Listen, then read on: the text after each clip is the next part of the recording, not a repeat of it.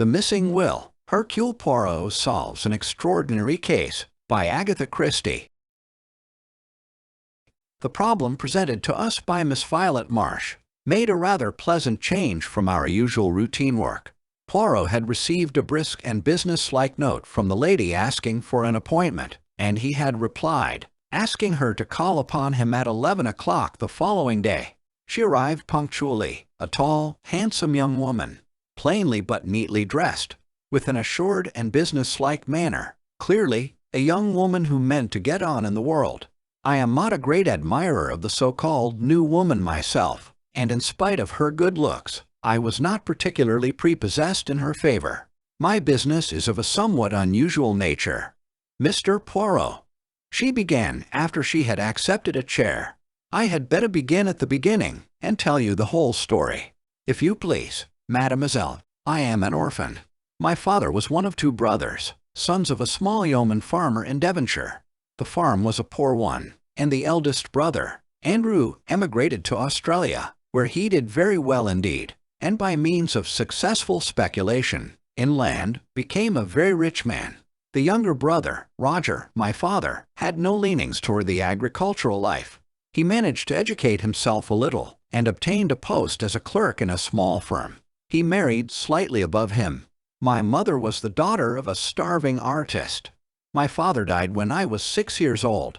When I was 14, my mother followed him to the grave. My only living relation then was my uncle Andrew, who had recently returned from Australia and bought a small place in his native county, Crabtree Manor. He was exceedingly kind to his brother's orphan child, took me to live with him, and treated me in every way as though I were his own daughter. Crabtree Manor, she pursued, in spite of its name, is really only an old farmhouse.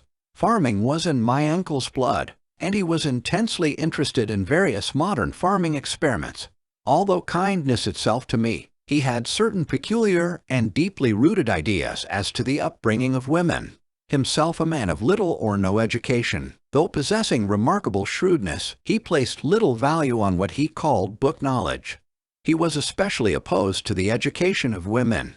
In his opinion, girls should learn practical housework and dairy work, be useful about the home, and have as little to do with book learning as possible. He proposed to bring me up on these lines. To my bitter disappointment, I rebelled. Frankly, I knew that I possessed a good brain and had absolutely no talent for domestic duties. My uncle and I had many bitter arguments on the subject, for though much attached to each other, we were both self-willed. I was lucky enough to win a scholarship, and up to a certain point was successful in getting my own way. The crisis arose when I resolved to go to Girton. I had a little money of my own, left me by my mother, and I was quite determined to make the best use of the gifts God had given me. I had one long final argument with my uncle. He put the facts plainly before me. He had no other relations, and he had intended me to be his sole heiress. As I have told you, he was a very rich man. If I persisted in these newfangled notions of mine, however, I need look for nothing from him. I remained polite but firm. I should always be deeply attached to him, but I must lead my own life. We parted on that note. "You fancy your brains, my girl," were his last words. "I've no book learning, but for all that, I'll pit mine against yours any day. We'll see what we shall see." That was 9 years ago. I have stayed with him for a weekend occasionally, and our relations were perfectly amicable, though his views remained unaltered. He never referred to my having matriculated, nor to my Bachelor of Science. For the last 3 years his health has been failing, and a month ago he died. I am now coming to the point of my visit. My uncle left a most extraordinary will. By its terms, Crabtree Manor and its contents are to be at my disposal for a year from his death, during which time my clever niece may prove her wits. The actual words run, "At the end of that period, my wits having proved better than hers, the house and all of my uncle's large fortune passed to various charitable institutions." "That is a little hard on you, mademoiselle," commented Poirot, "seeing that you were Mr. Marsh's only blood relation." "I do not look on it in that way. Uncle Andrew warned me fairly, and I chose my own path. Since I would not fall in with his wishes, he was at perfect liberty to leave his money to whom he pleased." "Was the will drawn up by a lawyer?" "No. It was written on a printable form, and witnessed by the man and his wife who lived in the house and looked after my uncle. There might be a possibility of upsetting such a will. I would not even attempt to do such a thing. You regard it, then, as a sporting challenge on the part of your uncle. That is exactly how I look upon it. It bears that interpretation, certainly, said Poirot thoughtfully. Somewhere in this rambling old manor house, your uncle has concealed either a sum of money in notes, or possibly a second will, and has given you a year in which to exercise your ingenuity to find it. Exactly, Mr. Poirot. And I am paying you the compliment of assuming that your ingenuity will be greater than mine. Now. But that is very charming of you. My gray cells are at your disposal. You have made no search yourself, only a cursory one, but I have too much respect for my uncle's undoubted abilities to fancy that the task will be an easy one. Have you the will, or a copy of it with you? Miss Marsh handed a document across the table. Poirot ran through it, nodding to himself. Made 3 years ago, dated March 25th, and the time is given also, 11 a.m. That is very suggestive. It narrows the field of search. Assuredly, it is another will we have to seek for. A will, made even half an hour later, would upset this. Well, mademoiselle, it is a problem charming and ingenious that you have presented to me here. I shall have all the pleasure in the world in solving it for you. Granted that your uncle was a man of ability, his gray cells cannot have been of the quality of Hercule Poirot's. Really, Poirot's vanity is blatant. Fortunately, I have nothing of moment on hand at the minute. Hastings and I will go down to Crabtree Manor tonight. The man and wife who attended on your uncle are still there, I presume. Yes, their name is Baker. The following morning saw us started on the hunt proper. We had arrived late the night before. Mr. and Mrs. Baker, having received a telegram from Miss Marsh, were expecting us. They were a pleasant couple, the man gnarled and pink-cheeked like a shriveled pippin, and his wife a woman of vast proportions and true Devonshire calm.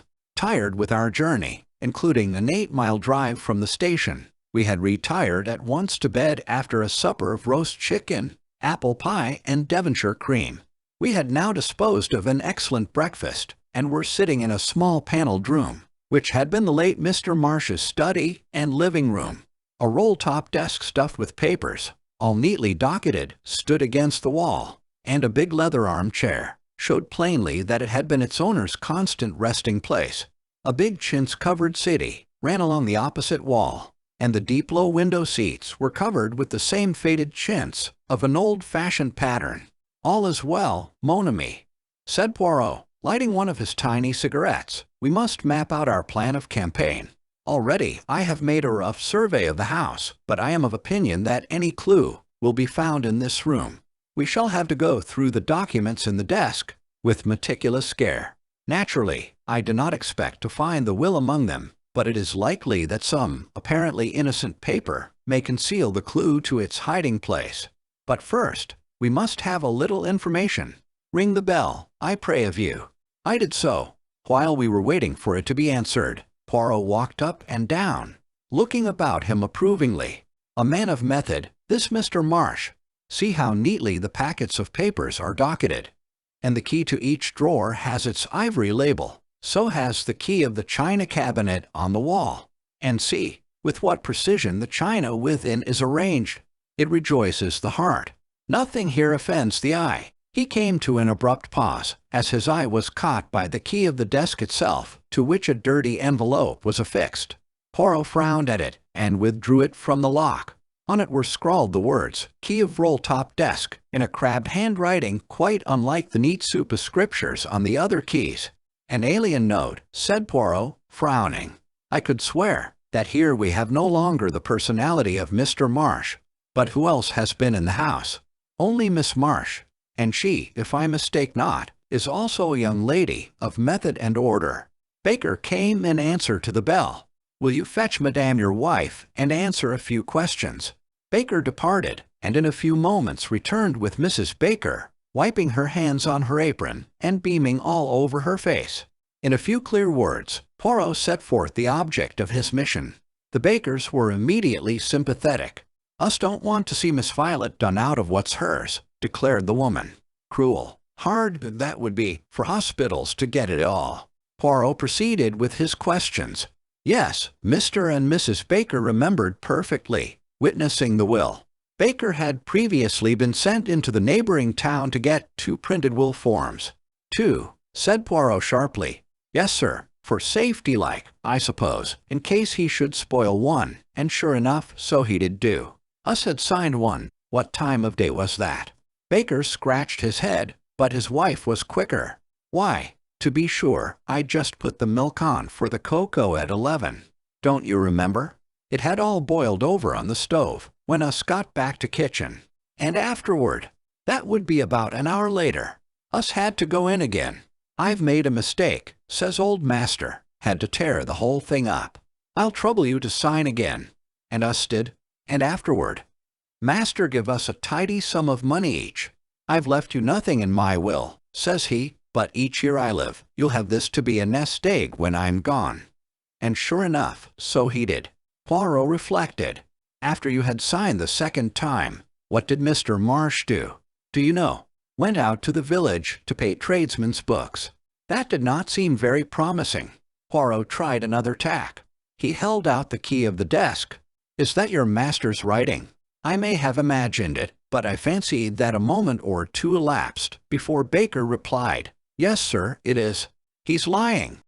I thought to myself, but why? Has your master let the house? Have there been any strangers in it during the last 3 years? No, sir. No visitors. Only Miss Violet. No strangers of any kind been inside this room. No, sir. You forget the workman, Jim, his wife reminded him. Workman? Poirot wheeled round on her. What workman? The woman explained that about 2 years and a half ago, workmen had been in the house to do certain repairs. She was quite vague as to what the repairs were. Her view seemed to be that the whole thing was a fad of her master's, and quite unnecessary. Part of the time the workmen had been in the study, but what they had done there she could not say, as her master had not let either of them into the room while the work was in progress. Unfortunately, they could not remember the name of the firm employed, beyond the fact that it was a Plymouth one. We progress, Hastings, said Poirot, rubbing his hands as the Bakers left the room. Clearly, he made a second will, and then had workmen from Plymouth in to make a suitable hiding place. Instead of wasting time taking up the floor and tapping the walls, we will go to Plymouth. With a little trouble, we were able to get the information we wanted, and after 1 or 2 essays, we found the firm employed by Mr. Marsh. Their employees had all been with them many years, and it was easy to find the 2 men who had worked under Mr. Marsh's orders. They remembered the job perfectly. Among various other minor jobs, they had taken up one of the bricks of the old-fashioned fireplace, made a cavity beneath, and so cut the brick that it was impossible to see the joint. By pressing on the second brick from the end, the whole thing was raised. It had been quite a complicated piece of work, and the old gentleman had been very fussy about it. Our informant was a man called Coggan, a big, gaunt man with a grizzled mustache. He seemed an intelligent fellow. We returned to Crabtree Manor in high spirits, and locking the study door, proceeded to put our newly acquired knowledge into effect. It was impossible to see any sign on the bricks, but when we pressed in the manner indicated, a deep cavity was at once disclosed. Eagerly, Poirot plunged in his hand. Suddenly his face fell from complacent elation to consternation. All he held was a charred fragment of stiff paper, but for it, the cavity was empty. Sacré! Cried Poirot angrily. Someone has been here before us. We examined the scrap of paper anxiously. Clearly, it was a fragment of what we sought. A portion of Baker's signature remained, but no indication of what the terms of the will had been. Poirot sat back on his heels. I understand it not, he growled. Who destroyed this? And what was their object? The Bakers, I suggested. Pourquoi? Neither will make any provision for them, and they are more likely to be kept on with Miss Marsh than if the place became the property of a hospital. How could it be to anyone's advantage to destroy the will? The hospital's benefit, yes, but one cannot suspect institutions. Perhaps the old man changed his mind and destroyed it himself, I suggested. Poirot rose to his feet, dusting his knees with his usual care. "That may be," he admitted. "One of your more sensible observations, Hastings. Well, we can do no more here.